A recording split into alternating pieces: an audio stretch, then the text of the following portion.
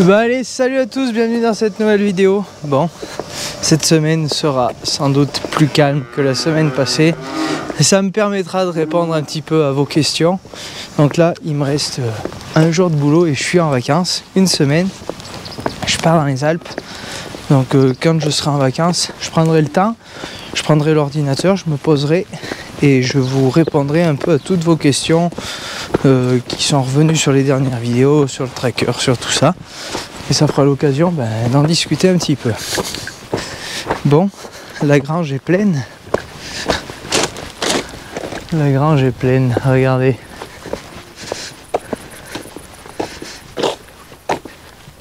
Voilà. On n'a pas pu rentrer toute la paille du coup, comme vous vous en doutez. C'est pour ça que dans cette vidéo, vous allez voir le coulage de l'appentis. On va aller voir le résultat tout de suite. Je vous ferai voir quand on a coulé. Donc, comme prévu, on a mis notre paille coupée au milieu sur 4 bottes de large. Là, il y a 3 bottes de large où c'est de la paille non coupée. Celle-là coupée, c'est pour les logettes. Et là, il y a un petit peu de paille au début et après, toute la longueur, c'est du colza. Bon, voilà. Ça fait bien propre. Ça nous plaît bien, on est bien content. Ça change la vie pour rentrer les bottes. Hop, là-bas, les petites génisses qui sont dans les regains. Dans les regains dactyles. Elles s'en mettent plein le ventre. Elles sont vraiment bien. Il y a également la luzerne qui est ici. Hop. Là, on a un petit échantillon qu'on n'a pas pu caser. Et puis voilà. Il y a un peu.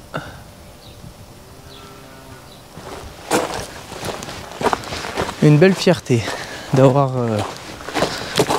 construit nous-mêmes, d'avoir fait nous-mêmes. Et là, tada, le clou du spectacle. Bon, il a fallu qu'on bidouille. On n'avait pas commandé les murs assez longs, donc il a fallu faire un petit coffrage pour combler jusqu'au poteau. Et donc voilà, hier on a coulé cette partie. Bon, dites-moi ce que vous en pensez niveau finition. Donc ça a tout été fait à la règle vibrante. C'est assez technique à faire la règle vibrante, mais quand on commence à avoir bien pris la main, c'est vraiment un régal. Vous voyez le béton et on a essayé de le faire le plus lisse possible sans y passer l'hélicoptère non plus, parce que c'est du temps et c'est sûr ça fait vraiment nickel, mais là déjà pour nettoyer on va se régaler. Donc ce béton là, celui-là on l'a fait avec 1% de pente pour suivre la pente des murs, pour éviter de devoir trop monter là au bout si on était parti de niveau là-bas. Bon, 1% c'est pas ce qui va faire tomber les bottes. Et donc ici c'est encore en chantier et il va falloir qu'on se bouge pour ensiler tout simplement le plus vite possible. Donc là il va falloir qu'on fasse une rase tout le long quand on refait le béton. Et là il y a tout ça aussi, voilà, enlever la terre végétale, empierrer, bétonner. Il faut que tout soit fini pour les ensilages de maïs, donc là on va pas chômer. On n'a pas pu commencer de semer les prairies comme vous vous en doutez, parce que tout simplement en 2 jours on a pris 90 mm de pluie. Voilà, donc autant vous dire que dans les parcelles c'est plus que mouillé. C'est pas qu'il y en avait besoin de beaucoup, mais c'était pas sec quoi. Donc là aujourd'hui moi j'ai fait de l'épareuse, j'ai pas filmé parce que j'en ai vraiment beaucoup avancé. Quand je dis beaucoup, j'ai suivi une trentaine d'hectares dans l'après-midi, un petit peu en fin de matinée. Donc ça a ça a bien avancé. Et ça a bien avancé parce que ça fait des années que je m'y tiens. Et quand il n'y a pas beaucoup à couper, qu'il y a juste à remettre un peu propre, et tout de suite ça va beaucoup mieux. Bon, voilà un petit peu le topo de la vidéo. Donc on va également parler dans cette vidéo du brumisateur CTH, le Foggy. Donc vous verrez ça dans la suite de la vidéo. Et d'ailleurs je vous ai mis un petit formulaire en description de vidéo. Comme ça, si vous êtes intéressé par le produit, vous remplissez le formulaire et CTH vous recontactera directement. Voilà, vous avez les bases de la vidéo.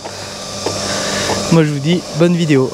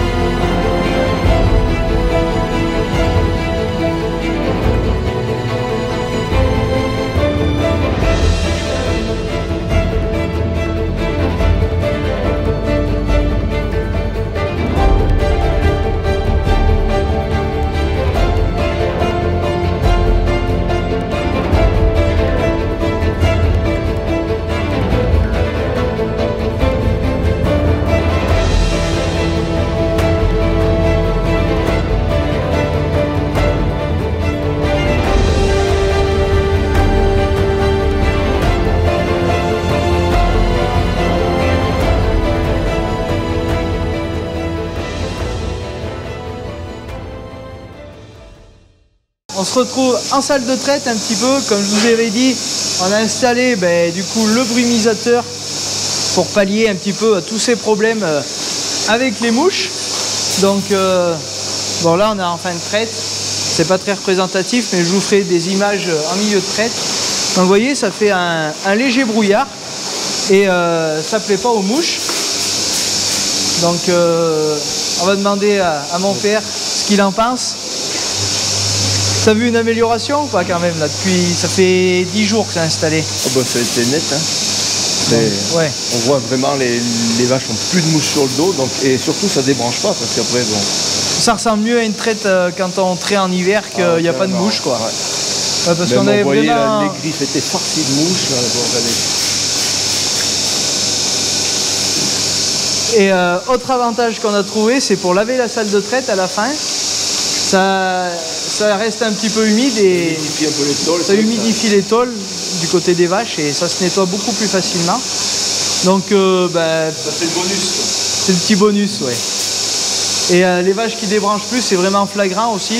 On avait passé une période là où, quand il avait fait vraiment chaud, il y a à peine un mois, 3 semaines, où il faisait chaud, les vaches étaient pénibles, elles débranchaient. Elles étaient tout le temps en train de débrancher. Donc le produit, comment ça se présente? Donc c'est tout simple. Donc c'est le Foggy de CTH. Donc celui-là c'est le petit modèle. C'est le modèle un peu salle de traite on va appeler. Où on retrouve ici là où il y a la pompe et tout.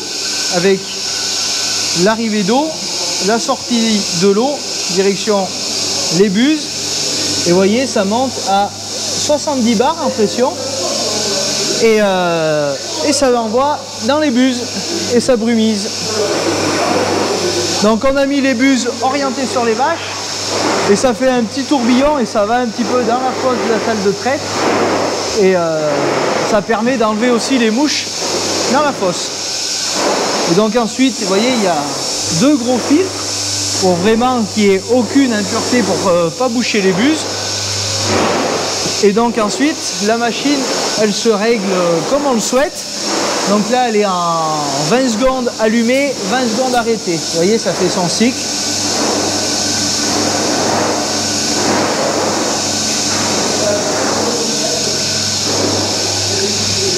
Ça fait vraiment un petit jet. Nous dans la fosse on n'est pas humidifié, on n'est pas arrosé.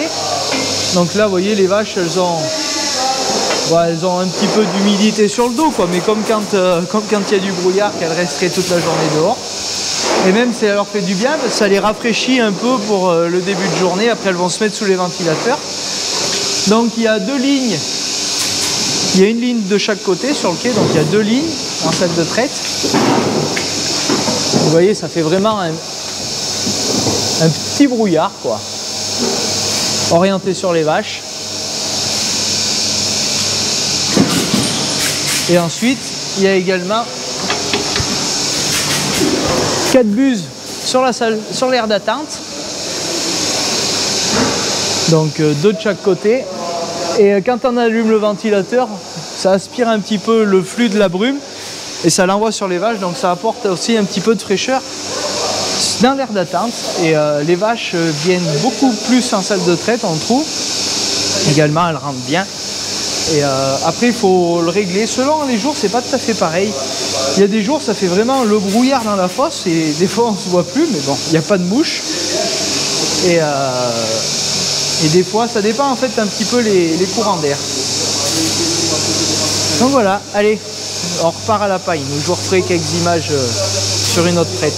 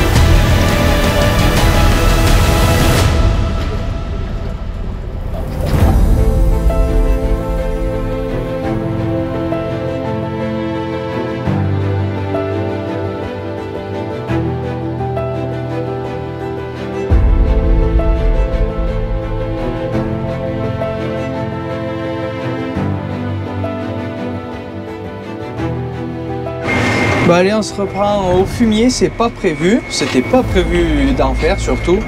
Mais bon, la météo a changé un petit peu. Ils annonçaient des orages toute l'après-midi et finalement ça sera que ce soir.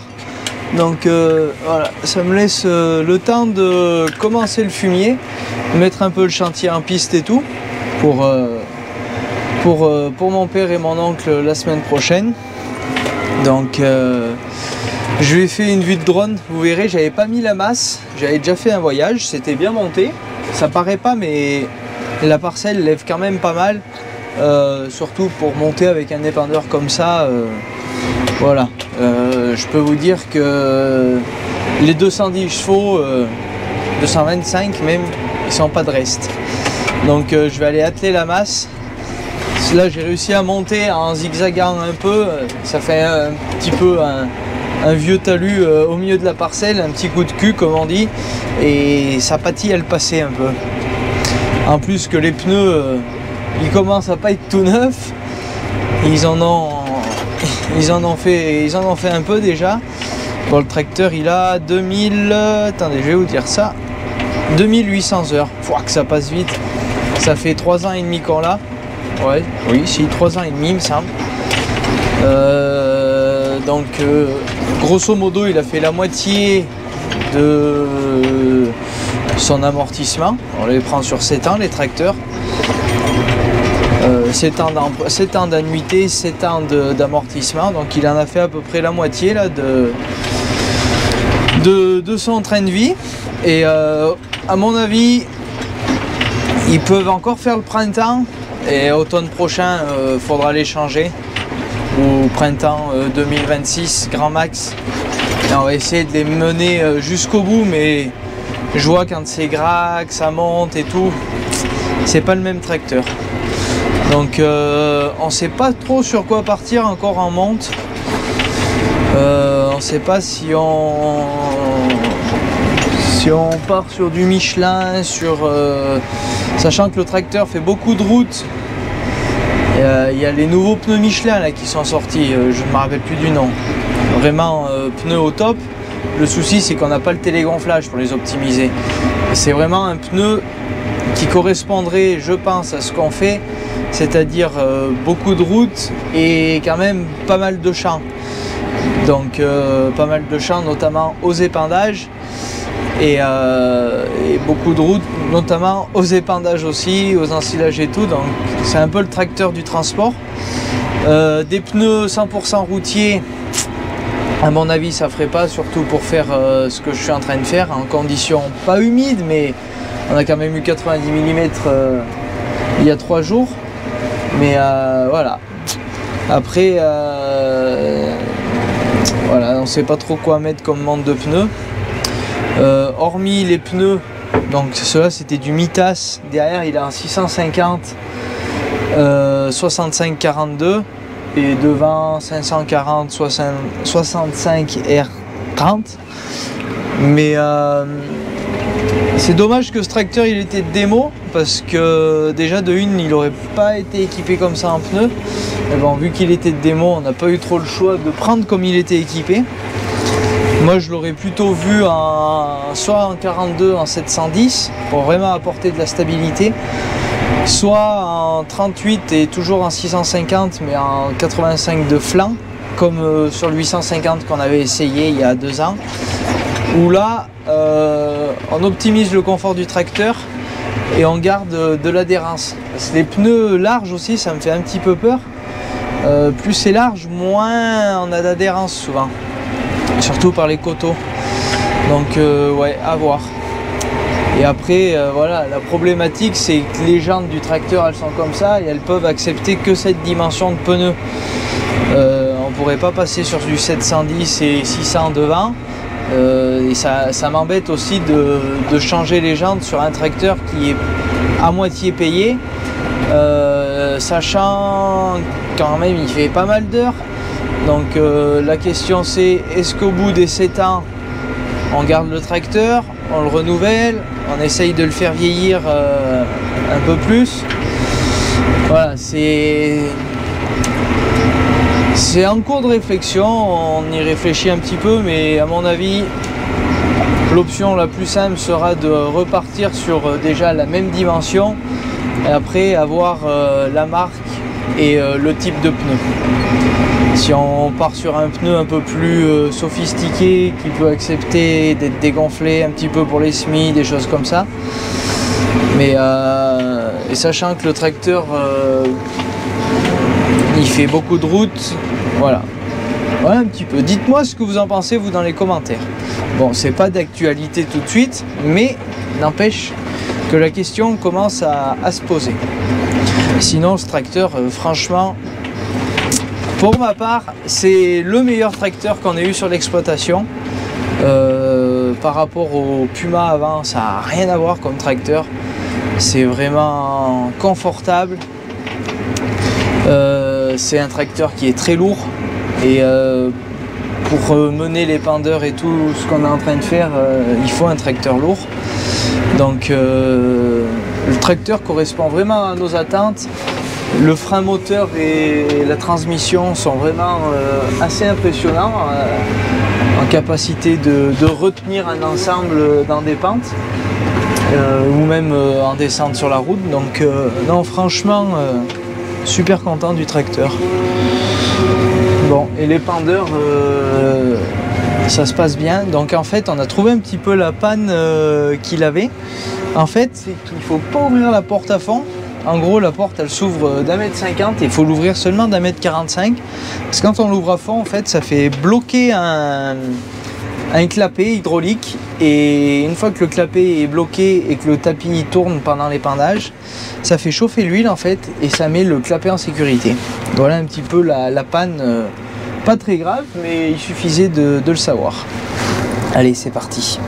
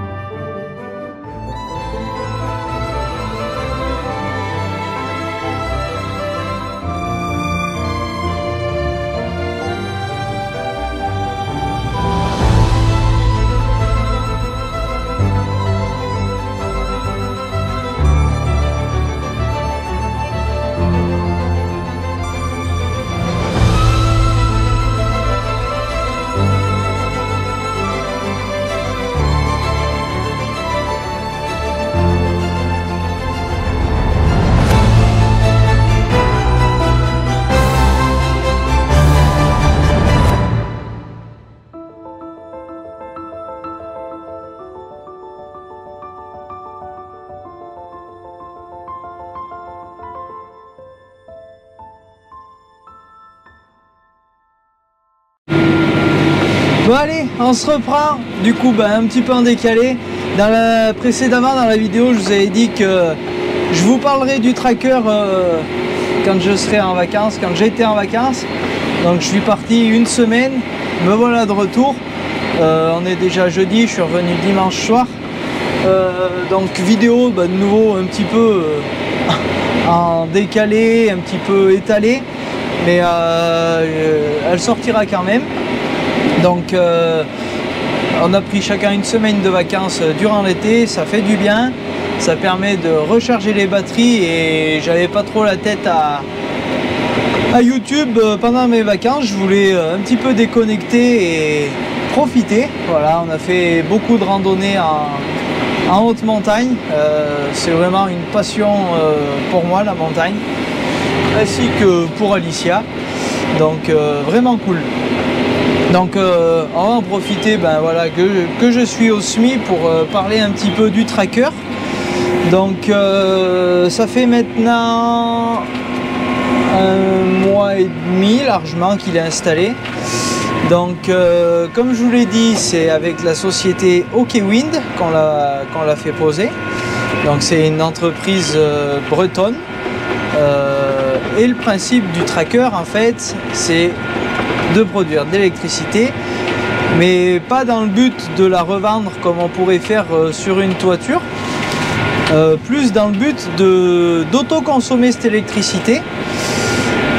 Donc c'est pour ça qu'on a fait le choix d'installer le tracker solaire.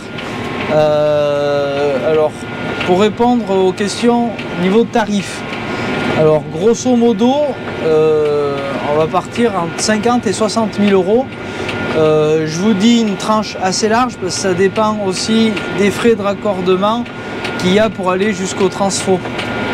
Pourquoi aller jusqu'au transfo? Pas jusqu'au transfo, jusqu'au compteur.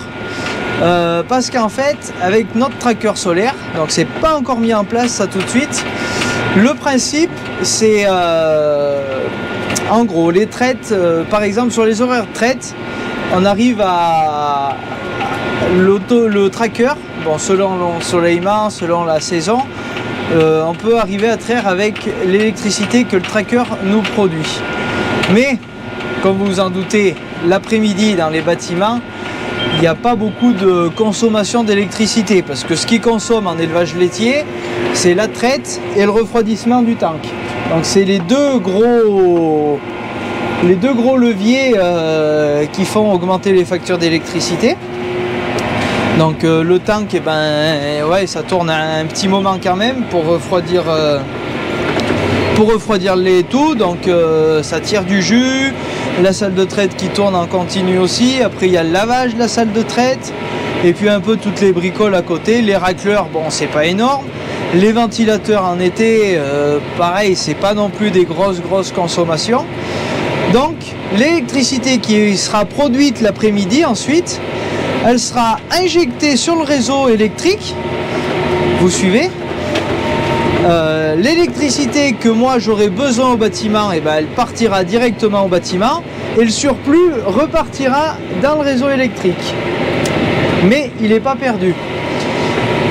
Une fois que le soir en hiver par exemple, ou là en ce moment qui fait nuit plus tard, j'ai besoin d'électricité. L'électricité que j'ai envoyée dans le réseau avec le tracker, je la récupère, mais plutôt que de la payer 22 ou 26 centimes, je sais plus, comme quand on achète l'électricité 26 centimes le kilowattheure, on le payera seulement 7 centimes, il me semble, de mémoire, du kilowattheure, c'est-à-dire juste le frais d'acheminement. Donc c'est assez avantageux. On avait plusieurs possibilités d'amortissement. Il y avait 6 ans, 8 ans et 15 ans, je crois que c'était. Et nous, on a pris sur 8 ans. Donc, au bout des 8 ans, ça veut dire que le tracker est payé. Si tout s'est bien passé, on a commencé à économiser en plus de l'emprunt sur les factures d'électricité. Et ensuite, au bout des 8 ans, que le tracker est amorti et est fini de payer, et c'est tout bénef. On aura juste ensuite à payer les frais d'acheminement. Et ensuite, après, ça dépendra bien sûr de la production du tracker. Voilà, c'est pas très facile à expliquer, je maîtrise pas tout, mais en gros, c'est ça. Le tracker, il produit parce que là, tout de suite, il est bridé, il produit juste ce qu'on a besoin. Parce qu'il faut faire passer un consuel et tout de RDF, bref, il y a tout un tas de démarches administratives et tout pour qu'on soit autorisé à envoyer du courant sur le réseau avec le tracker. Et ensuite, voilà. Ensuite, il produira en continu. La nuit, il ne produira pas, bien sûr. Et le jour, tout ce qui produira, qu'on n'aura pas besoin de consommer au bâtiment en instantané, l'électricité repartira dans le réseau et on la récupère en payant les frais d'acheminement quand on a de nouveaux besoins. Voilà un petit peu le concept qui nous avait plutôt bien plu. Donc pour faire ça, il a fallu changer de fournisseur d'électricité. On est passé avec Urban Solar et OKWind s'occupe de tout ce qui est démarche administrative en plus. Nous dans l'installation, ce qu'on a juste fait, c'est faire le trou, mettre l'armature en béton, couler le béton, c'est tout. Après tout le reste, c'est OKWind qui gère le montage, les dossiers administratifs et le service après-vente. Donc ensuite, le principe du tracker, c'est bien sûr de suivre le soleil de son lever à l'est jusqu'au coucher à l'ouest. Donc en fonction des changements horaires et tout, il adapte sa course. Dès qu'il y a du vent, il se met à plat au-dessus de 45 km/h. Et pour éviter forcément d'avoir une prise au vent trop importante et que ça endommage le tracker. Donc c'est vraiment bien fait. Ça fait une belle surface.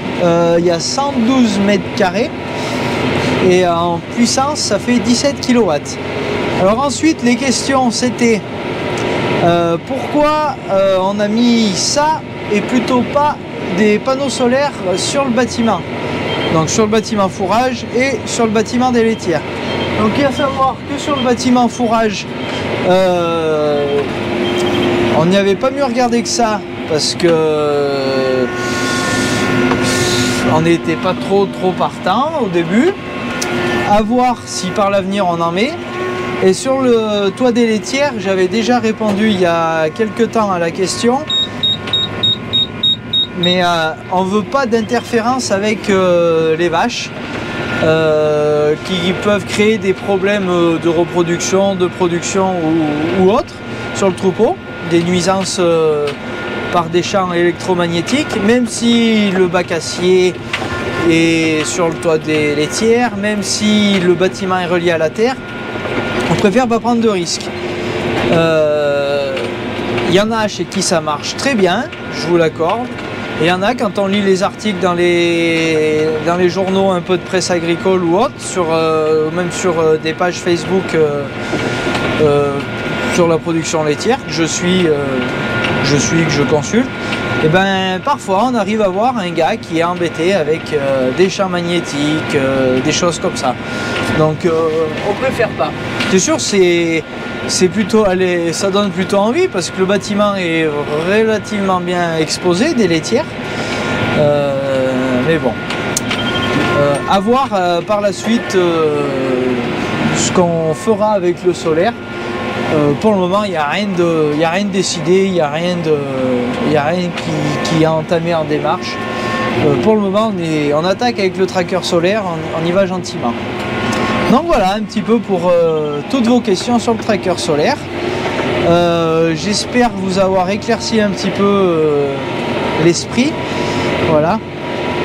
Et pour tous ceux qui se posent encore la question de pourquoi autant d'investissements, pourquoi tous ces investissements, et ben c'est toujours dans le but d'être plus performant, gagner du confort de travail. Je parle pour le bâtiment de stockage. Là, il faut savoir qu'on a fini de ramasser la paille.